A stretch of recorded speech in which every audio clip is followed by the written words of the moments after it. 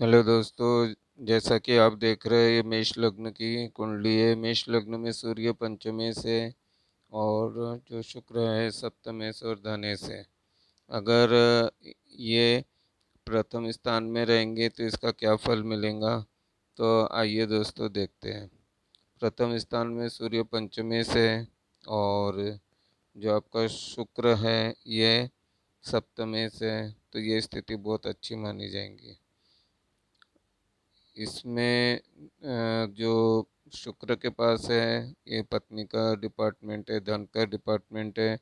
और सूर्यदेव के पास जो है ये संतान का डिपार्टमेंट है। और पंचम स्थान प्रेम का भी होता है, सप्तम स्थान जो है विवाह का भी होता है। तो इसमें आप जैसा कि देख रहे हैं कि पंचमेश और सप्तमेश का योग हो रहा है प्रथम स्थान पे। तो इसमें प्रेम विवाह के भी योग बनते हैं। सूर्य उच्च का है और शुक्र भी मेष राशि का उसके साथ है, तो ये स्थिति बहुत ही अच्छी मानी जाएंगी। और ये धन धान्य को बढ़ाने वाली होंगी और फाइनेंशियल रूप में भी ये युति बहुत आपको सपोर्ट करेंगी।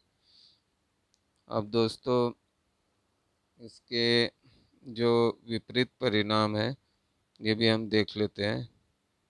इसमें जो शुक्र की जो दृष्टि है वो तो अपने स्थान पे पड़ेंगी, लेकिन सूर्य की नीच दृष्टि पड़ेंगी। तो थोड़ा कभी कभार पत्नी से आपको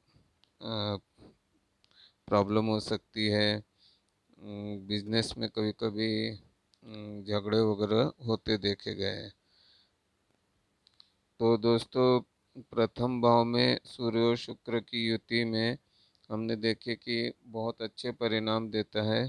थोड़े बहुत इसके परिणाम जो है ये,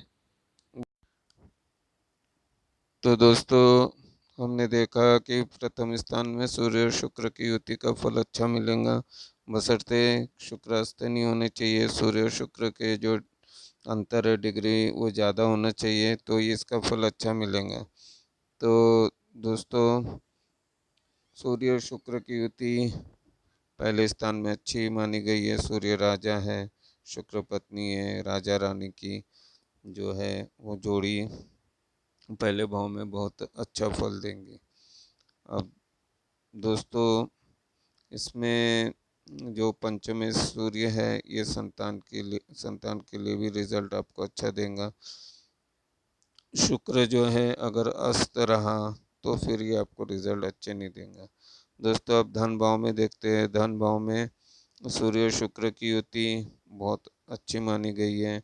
शुक्र जो है स्वराशि का है। जातक की जो आंखें हैं वो बहुत अच्छी रहेंगी, चेहरा सुंदर रहेगा। सूर्य भी तेजस्वी प्रदान करेगा, जातक की बोली अच्छी रहेंगी, अच्छा वक्ता होगा और जातक के पास पैसे की स्थिति बहुत अच्छी मानी जाएंगी। तो दोस्तों ये था दूसरे भाव में सूर्य और शुक्र की युति का फल। अब दोस्तों अब हम चलते हैं तीसरे भाव में। सूर्य और शुक्र की युति रहेंगी तो इसका फल क्या रहेगा। तो दोस्तों जैसा कि मेष लग्न है, मेष लग्न में जो सूर्य जो है ये पंचम स्थान का स्वामी है और जो शुक्र है ये धन स्थान और सप्तम स्थान का स्वामी है। और अगर ये तीसरे स्थान में रहा तो ये अच्छी स्थिति मानी जाएंगी। व्यक्ति में अच्छी मानसिक शक्ति होंगी, समाज में वो एक स्वस्थ व्यक्ति होगा और शत्रु पर विजय प्राप्त करेगा। अपनी मेहनत से अपने क्षेत्र में सफलता प्राप्त करेगा। कॉम्पिटिटिव एग्ज़ाम में अगर वो दिया तो आगे बढ़ेगा। इस स्थिति में जन्मने वाले व्यक्ति के जन्म के बाद परिवार की जो आर्थिक स्थिति है वो बहुत अच्छी होंगी, लेकिन इसका असर माता पिता के स्वास्थ्य पर भी पड़ेगा। तो दोस्तों शुक्र और सूर्य की युति बहुत अच्छी है, फिर भी तृतीय स्थान में जातक धर्म में विश्वास रखने वाला होगा, धार्मिक यात्राएं होंगी, भाई बहनों से सहयोग भी प्राप्त होगा। अब दोस्तों हम चलते हैं चतुर्थ भाव में। चतुर्थ भाव में शुक्र और सूर्य की युति क्या फल देंगी। दोस्तों जैसा कि मेष लग्न में सूर्य के पास पंचम और शुक्र के पास सप्तम और धन का डिपार्टमेंट है और ये चतुर्थ स्थान में बैठे हुए हैं, तो ये योग अच्छा माना जाएगा। ये जो भाव है व्यक्ति को रचनात्मक बनाएगा। उसके विचार जो है दर्शन से भरे होंगे। कला, चित्रकला, कविता और मनोरंजन की ओर ले जाता है। ये लोग दूसरों को क्षमा कर देते हैं। मन की शांति के साथ चीज़ों को ये आगे बढ़ाना जानते हैं, तो ये योग भी अच्छा है। शुक्र चतुर्थ स्थान में बड़ा गाड़ी, घर, मकान, वाहन, माता का सुख ये सब देगा और सूर्य संतान का सुख भी देगा। दोस्तों बस शुक्र अस्त नहीं होनी चाहिए, शुक्र और सूर्य पे पाप ग्रह नहीं होने चाहिए, शनि, राहु, मंगल इनका पाप प्रभाव नहीं होना चाहिए, नहीं तो ये योग इतना अच्छा फल नहीं देगा। अब दोस्तों चलते हैं हम पंचम स्थान में। पंचम स्थान में सूर्य अपनी राशि का है, बहुत अच्छा योग बना रहा है। शुक्र भी अच्छा है, पंचम और सप्तम की युति पंचम स्थान में है। ये प्रेम संबंधी चीज़ों में व्यक्ति को आगे ले जाता है। वो व्यक्ति किसी को चाहता है उसकी तो उसकी इज्जत करता है। व्यक्ति रोमांटिक होगा और पत्नी के प्रति अच्छा वफादार होगा, बशर्ते कि इस पे पाप ग्रह का प्रभाव नहीं होने चाहिए और शुक्र ग्रह अस्त नहीं होने चाहिए, तो ये योग बहुत अच्छा फल देगा। अगर इस पे गुरु, चंद्र और बुध की दृष्टि, शुभ ग्रह की दृष्टि होंगी तो ये योग और फलीभूत हो जाएगा। तो दोस्तों पंचम स्थान में भी शुक्र और सूर्य की युति, ये जो विवाह है वो अपनी मर्जी से करते हैं, प्रेम विवाह की ज़्यादा चांसेस देखे गए हैं। लेकिन मेष लग्न में दोस्तों मैं फिर कह रहा हूँ ये मेष लग्न में ही ये फलीभूत होगा। अब दोस्तों चलते हैं षष्ठ स्थान में सूर्य अच्छा फल देता है लेकिन शुक्र अच्छा नहीं देता है, तो शुक्र के कारण जो पत्नी है इनकी ये बीमार हो सकती है। जो इनका विवाह है वो मामा की तरफ होगा, पत्नी बीमार टाइप की रहेंगी, धन की स्थिति अच्छी रहेंगी। संतान का जो स्वामी है वो षष्ठ स्थान में गया तो संतान जो है वो मेडिसिन से रिलेटेड, फाइनेंशियल से रिलेटेड ये पढ़ाई करते ज़्यादा देखे गए हैं और ये जातक कॉम्पिटिटिव एग्ज़ाम में बहुत आगे बढ़ेगा, प्रतिद्वंदियों पर सफलता प्राप्त करेगा। लेकिन इनके हृदय रोग, पाचन, अग्नि, पेट संबंधी समस्याएं इनको हो सकती है। इनको स्वास्थ्य संबंधी समस्याओं का सामना करना पड़ेगा क्योंकि इनकी दृष्टि 12वें स्थान पर पड़ रही है, जो हॉस्पिटलाइजेशन का स्थान है, तो खर्चे ज़्यादा हो सकते हैं।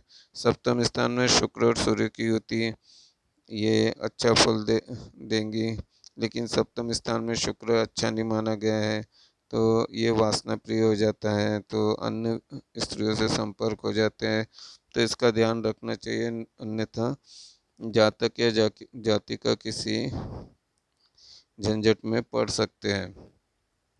ये योग व्यापार के लिए अच्छा है और विदेश यात्रा के लिए अच्छा है। जातक बहुत आकर्षित होगा, उसका रंग गोरा होगा, उसका व्यवहार शाही टाइप का होगा और वो रिश्तेदारों के बीच बहुत सम्मानित होगा। वो अपोजिट सेक्स और प्यार के प्रति ज़्यादा आकर्षित होगा और ये कभी कभी उसकी निराशा का कारण भी बन सकता है। शुक्र और सूर्य सप्तम स्थान में इतनी ज़्यादा अच्छी स्थिति नहीं मानी गई है, कुछ हद तक ये आपको अच्छा फल प्रदान करेंगे। अब दोस्तों चलते हैं अष्टम स्थान में सूर्य और शुक्र, पंचम का स्वामी अष्टम में जाना ये योग अच्छा नहीं है और शुक्र जो है सप्तम का स्वामी अष्टम में जाना ये योग भी अच्छा नहीं है। सूर्य और शुक्र अष्टम में अच्छा फल नहीं देंगे। सूर्य के कारण बवासीर, पाइल्स, भगंदर ऐसी हो सकती है बीमारियां, मस्तिष्क में पीड़ा हो सकती है और आँखों के रोग हो सकते हैं। वही शुक्र जो है अष्टम स्थान में अच्छा फल देगा, तो ये इसके कारण आपकी धन स्थिति अच्छी रहेंगी। तो कुल मिला के ये 50-50% मिला जुला फल यहाँ आपको देखने को मिलेगा। लेकिन जातक दीर्घायु होगा, वैवाहिक जीवन में अहंकार संबंधी समस्याएं हो सकती है, जो कि तलाक आदि जैसे गंभीर मुद्दों को जन्म दे सकती है। और वो सुख सुविधा के साथ रहेगा, उसे ड्रिंक वगैरह लेने की आदत हो सकती है। दोस्तों, भाग्यस्थान में सूर्य और शुक्र की युति ये जबरदस्त मानी गई है। पंचम का स्वामी अपने से पंचम अर्थात नवम स्थान में शुक्र, सप्तम का स्वामी नवम स्थान में पंचमेश और सप्तमेश का भाग्य स्थान में बहुत सुपर योग है।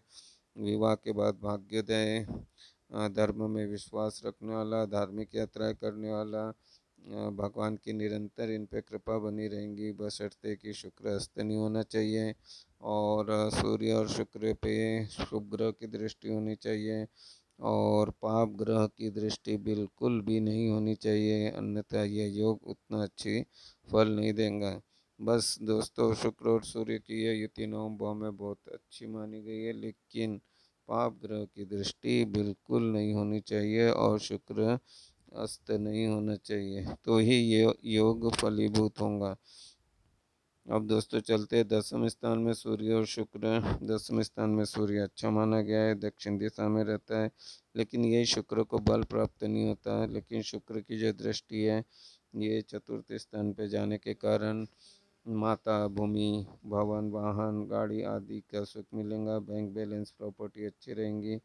वही सूर्य के कारण माता जी को थोड़ी तकलीफ हो सकती है, एसिडिटी वगैरह के प्रॉब्लम हो सकते हैं, फिर भी यह योग अच्छा फल देगा। दसम स्थान में शुक्र और सूर्य की जो युति है वो आपको 70% अच्छा फल देंगे, क्योंकि शुक्र दसम स्थान में बलहीन हो जाता है, उसको स्थान बल नहीं मिलता है, इसलिए ये इतना अच्छा रिजल्ट नहीं देंगे। तो दोस्तों, ये जो जातक रहेगा प्रसिद्ध परिवार से संबंध रखेगा और सरकार से इसको सहायता मिलेंगी, और इनको थोड़ा सा संतान सुख में प्रॉब्लम आ सकती है। अब दोस्तों देखते हैं 11वें स्थान में सूर्य और शुक्र का फल।